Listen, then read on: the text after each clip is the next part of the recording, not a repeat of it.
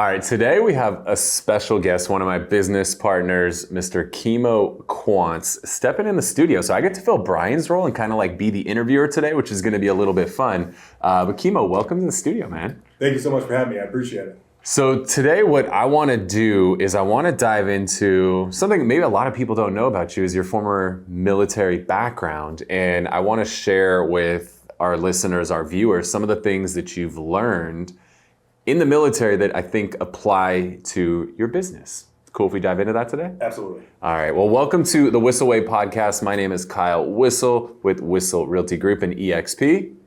And I'm Kimo Quance with EXP. Cool. The goal of the show is to give you guys the tools, techniques, and tactics to go out there and crush it in your business. The way that we like to do that is to answer the questions that you have for us. So if you ever have a question you want to have answered on the show, you can always go to thewhisselway.com. You can ask questions on there, subscribe to the podcast and YouTube channel, join our referral network for everybody leaving California, maybe going to Tennessee.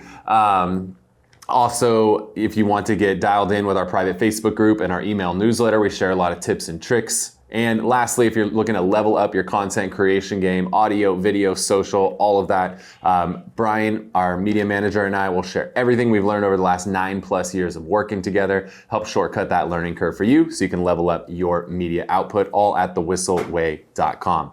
All right, so let's dive into this thing. Kimo, so you served in The United States Coast Guard. Which is like the one that is the least talked about. Like, why is that? I know. Well, actually, there's a new one that's even less talked about, which is Space Force, right? Yes. Which is, that's going to be interesting to see how that plays out over our lifetime. But why is Coast Guard seem to be the one that doesn't get talked about as much? Well, I think some people just don't think we're actually, a branch of the military and think we're like lifeguards or something. But believe it or not, the Coast Guard basically becomes part of the Navy in time of war. And we've actually been in every single American war since, except the Revolutionary War. That's the only one. So. What made you choose to go in the military in general, and then why Coast Guards? Well, in the military in general, my grandfather was a Marine. My dad did 20 years in the Navy. And then I'm, someone who kind of wants to go against the grain and do something different. And I actually never even heard of the Coast Guard about 2 months before I even joined it.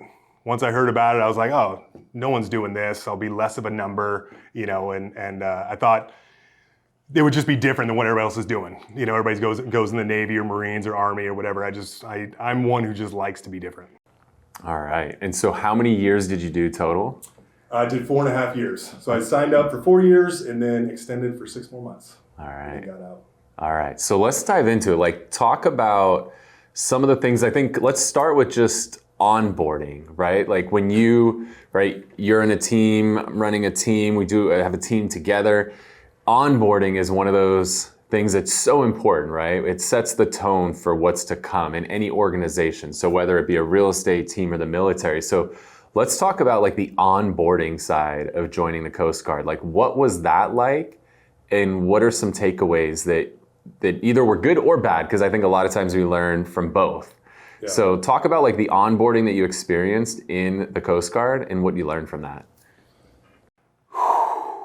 Deep breath on this one. Bringing back a lot of memories. Well, everybody's heard, right? When you join the military, you go to boot camp, right? And it's not anything different with the Coast Guard, right? I flew into, I think, Philadelphia, and we took a bus to New Jersey. That's where my boot camp was.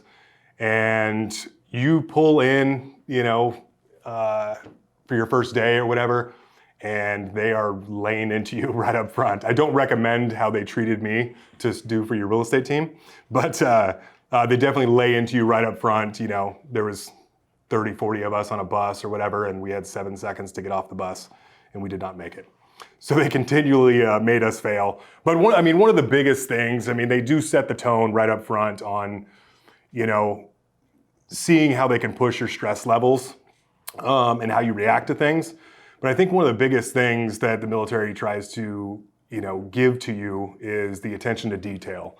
And every little thing you do in the military, how you make your bed, how you wear your uniform, it all matters because like anything, how you do anything is how you do everything. And so even the littlest thing makes the biggest difference. And that's really been ingrained in my in my mind for those 2 months, boot camp and beyond.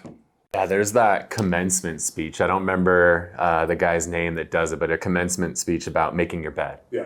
Right? And like, if you can't make your bed, can we trust you to go to war? Like, can we trust you on the front lines if you can't even do something as simple as making your bed? Yes.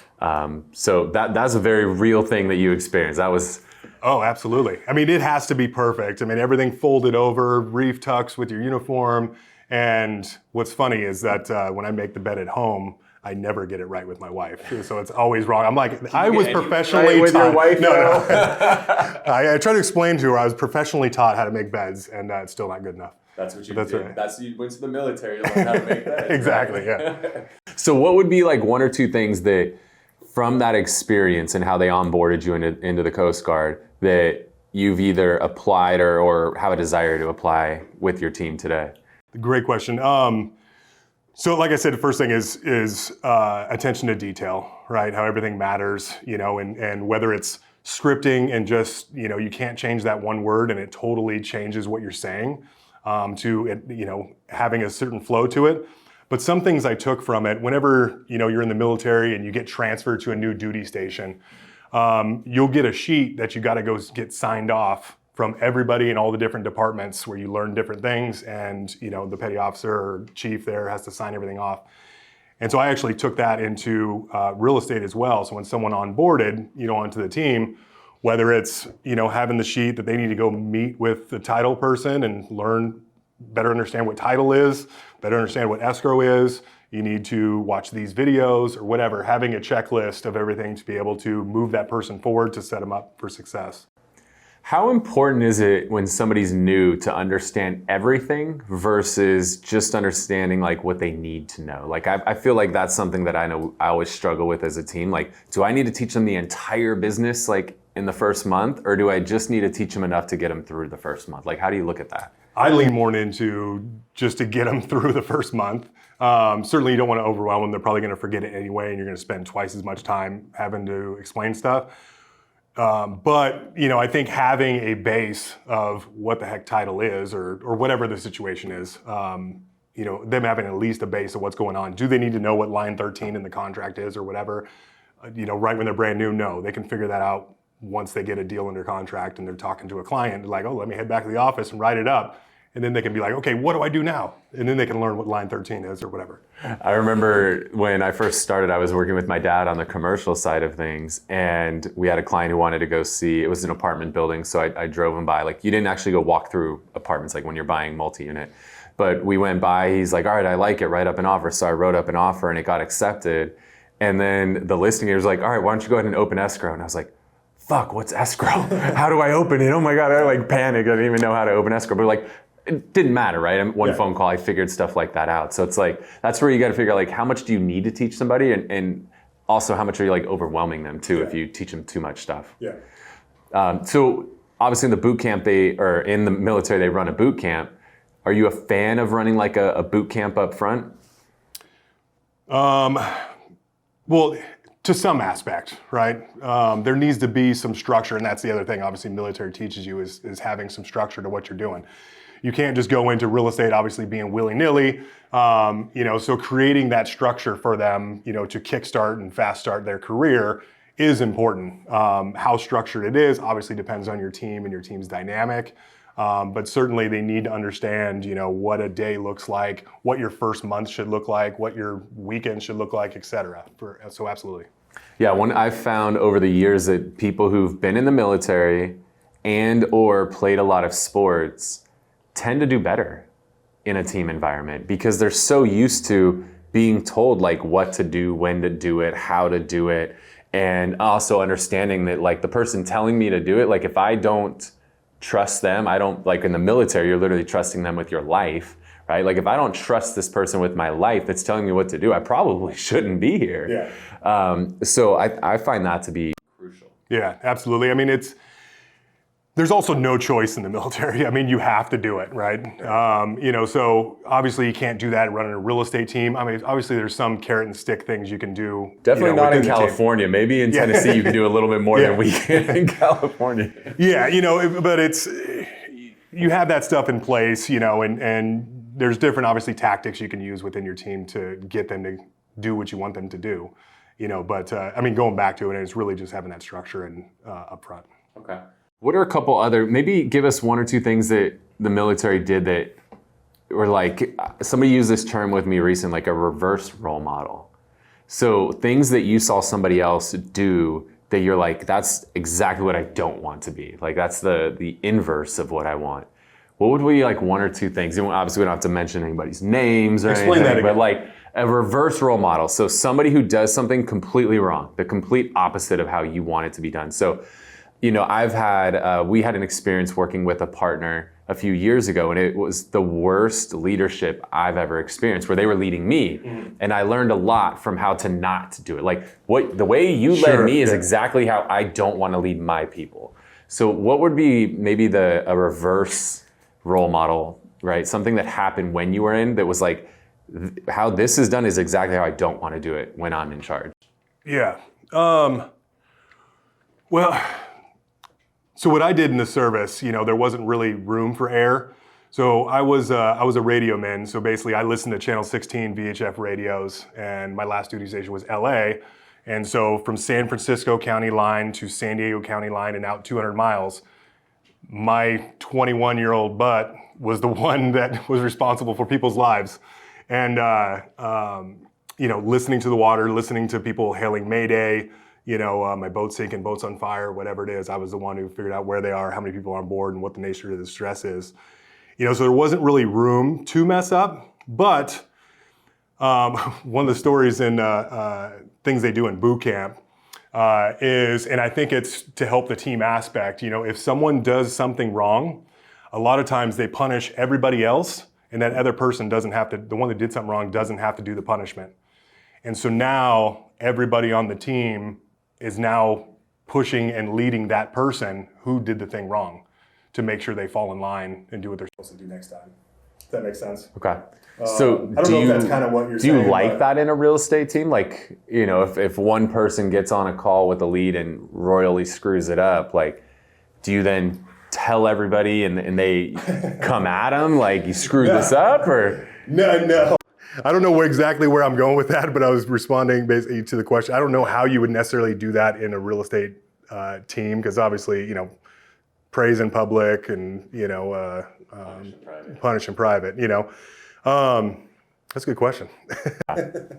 Yeah, I get that though, because now the way that they run that, now there's like a self-policing, right? And also when you're working as a team, the last thing you want to do is let your team down.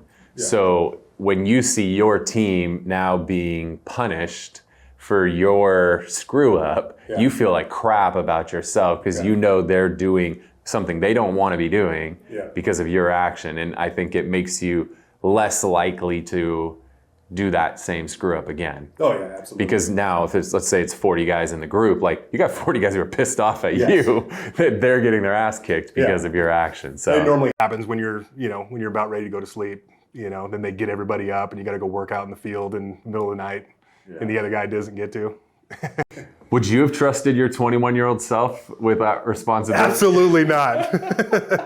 No, I was trained. I mean, I learned, but certainly there was a couple times I may have been hungover. Yeah, maybe once or twice. You in the military? No way. Yeah. What are some other lessons that you learned in the military that you kind of take with you today?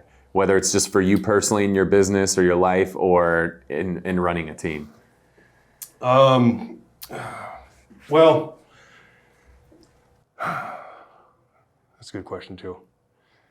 I mean, the things I went over were pretty much the main, things. But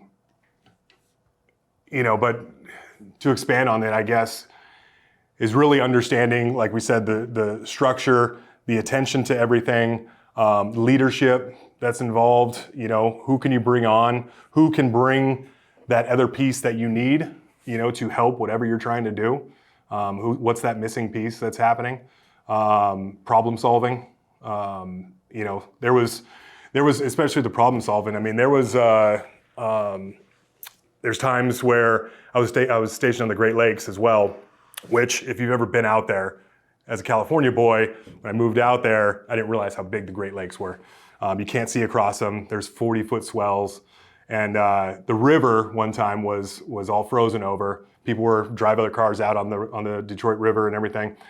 And then the ice breaks off, and now you got a car or a truck floating down the river on an ice pack.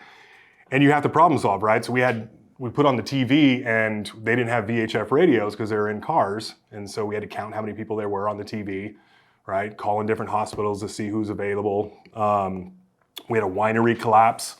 Like 200 people fell off a balcony that was on an island in Lake Erie in 2000. A couple of people died, and we had so many people, we were overwhelmed with how many people, it was a couple hundred, that we had to get to different hospitals. And so it wasn't just a boat that's sinking. That's actually a little more easier than a bunch of people and having to direct what hospital to send them to, which, how full they were and everything. So problem solving for sure. Okay.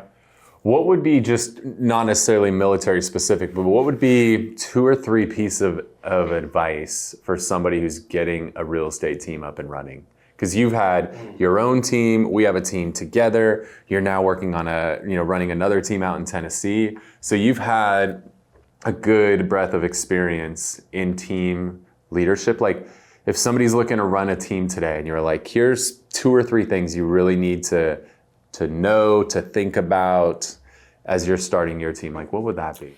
Don't do it. No, I'm just kidding. Be careful what you wish for. You're not wrong though. Like, let's be honest. Like, running a team is not for everybody. Yeah. It's not. Yeah. Everybody sees our team or somebody else's team putting up huge numbers. They're like, oh, I want to be like them. Like, ask those team leaders that when they, you go to these conferences, we're coming up on conference season right now. Like, when you're at these conferences and people are up on stage telling you we sold hundreds of homes, hundreds of millions, like, when they get off stage, they're not going to talk about their net. Nobody ever talks about their net. Like, ask them when they get off stage, like, what's your net? Yeah. Like, how much did you actually net? And then ask them how they calculated their net, because I've learned there's like a lot of ways to calculate net. Like, are you taking a salary? Are you taking that salary out? Are you adding it back in? Like, are you doing deals? Are you counting the commission from those deals in that net too? Because you're going to find, like, if you ask a lot of these people that are on stage with big numbers, how much they're netting?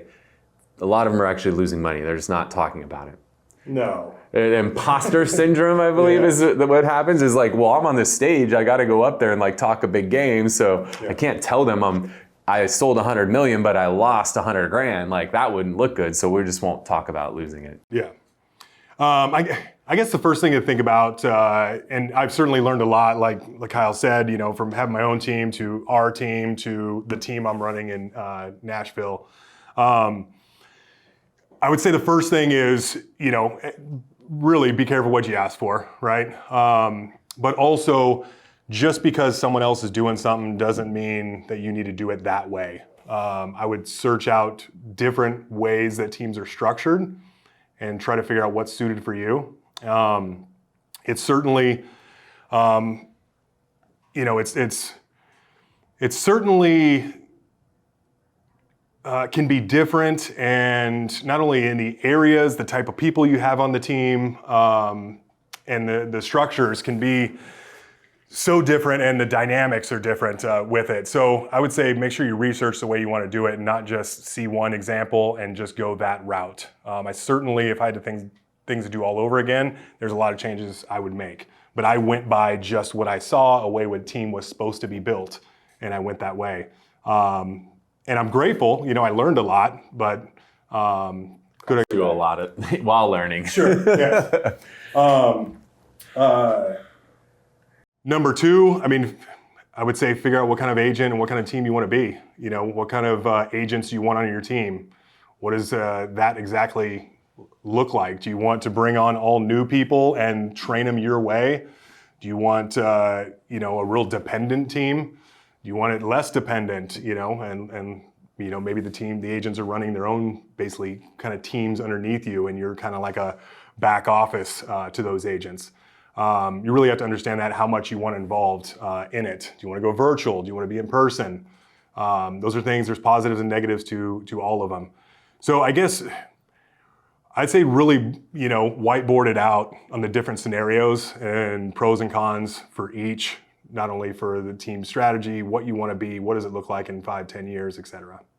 That's a lot. That's not like broken down 1, 2, 3, sorry. That's all good. So, you obviously ran a team in San Diego, now you're running one in Nashville. So, like, even the differences between those two markets. But then heck, you go to like a resort market, it's, you know, a completely different world in a resort market, or you go to New York City, right? Like totally different model there. Like, so yeah, you got to make sure anytime you're comparing, right? And comparison is the thief of joy, I think is the saying. Like, if you're comparing to other people, make sure you understand what you're actually comparing, because the way somebody runs a team, if they're in Park City, Utah, which is like a high-end and resort town, is going to be totally different than if you're in like Lexington, Kentucky, right? Sure. Like such different, where you're like blue collar, working class, like no inbound or outbound migration, like population doesn't move. And then these other places where high-end, all vacationers, like, so I think that's a big thing is people, again, it's hard. There's so much pressure today, right? Watching people on stage, watching podcasts and YouTube videos and all these things. Like, you see other people that are successful, so you want to emulate them, but you don't know what you're emulating. You don't realize that their market is so drastically different than the market that you're in. And there's more to it than just what you see on a video or on stage. You can't just take, you know, once you peel back, and actually I've seen videos of people, and then once I've actually had a one-on-one conversation with them, there's a lot more to it. Sometimes you're just getting the surface, and you don't want to base your whole career and what you're doing on just something you heard once. You know? And they won't tell you, again, because of this imposter syndrome. Nobody wants to like go on stage and look bad. So they sugarcoat everything. Sure. Where if they actually talked about, you know, we were just talking about my talk I did with Dean Graziosi over the weekend. Like, I talked about how fucked up my life has been. Like, most people don't do that. Like, they go on stage and everything is like sunshine and rainbows. It's perfect. Yay. Like, that's not the reality. But I wish more people would go on stage and be vulnerable.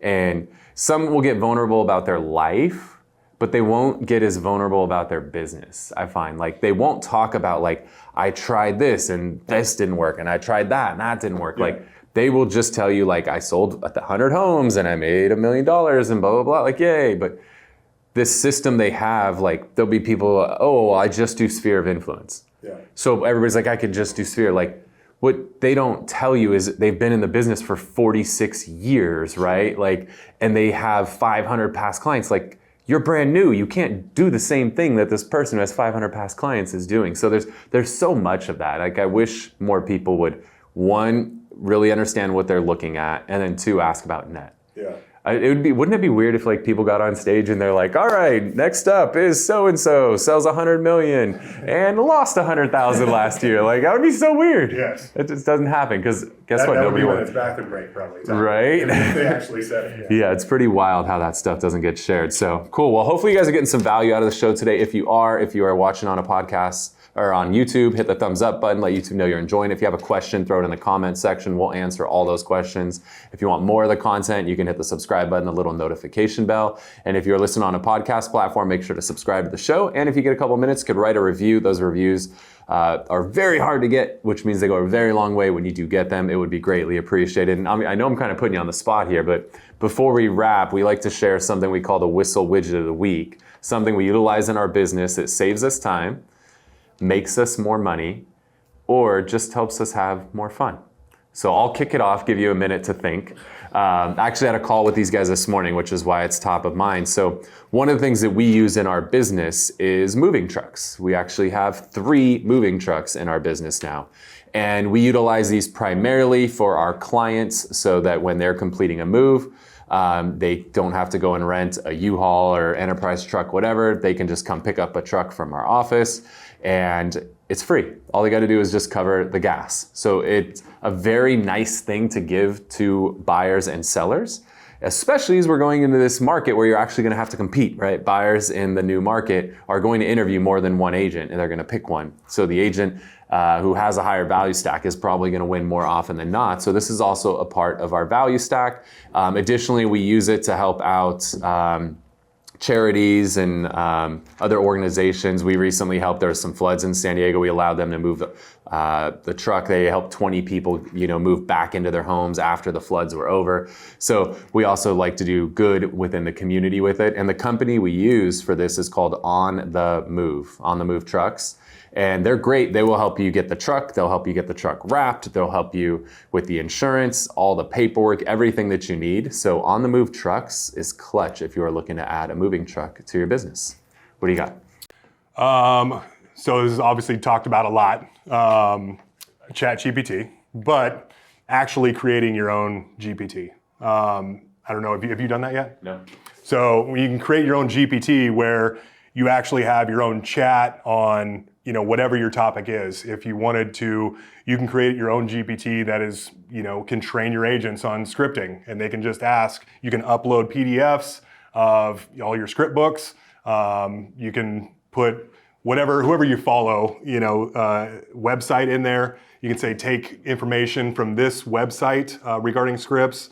You can do it for blogs, but you can upload everything, whether it's your agent playbook that you use, and like I said, any scripting, your website, so that way that particular GPT knows everything about you and your business. And obviously you can have your agents use it to ask it questions that's specific to your business. So your agent handbook can be in there, so they can ask the GPT the question on something about the team instead of asking one of the assistants, and it'll be spit back at them the answer. So I've been enjoying messing with that. Awesome. Good stuff. I like it. Cool. Well, I want to thank you guys again for tuning in to this episode. If you want to stay connected, follow me at Kyle Whissel. At Kimo Quance, and I'm in Nashville, and thank you so much. Cool. Yeah, we keep it simple. Don't be Killer Kitty 69. Like, get rid of that name if you're in real estate now. Just go with your real name. Life gets so much easier. So Kimo, thanks, man, for flying in from Nashville. Again, if you guys are watching, if you have anybody buying, selling in Nashville, hit them up at Kimo Quance on Instagram. Thanks for tuning in to this episode of the Whissel Way podcast.